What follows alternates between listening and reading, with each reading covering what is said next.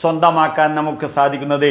അപ്പോൾ ശ്രദ്ധിക്കണം, ഈ നാമസംസ്കാരം നമ്മുടെ കുട്ടികളിലേക്ക് എത്തിക്കണം.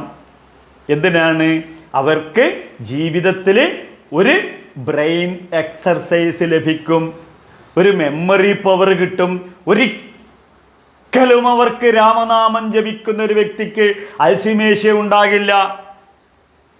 നമുക്കറിയാം, ഗുരുനാഥൻ തുണ ചെയ്ക സന്തതം, തിരുനാമങ്ങനാവിന്മേലെപ്പോഴും പിരിയാതെ ഇരിക്കണം നമ്മുടെ നരജന്മം സഫലമാക്കിയിടുവാൻ.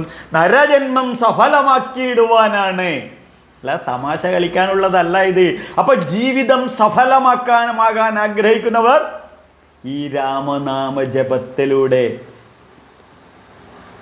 മൃഗീയ സംസ്കാരത്തിനുടമയായ രത്നാകരനിൽ നിന്നും വാത്മീകി ഋഷിയായി ഉയർന്നതുപോലെ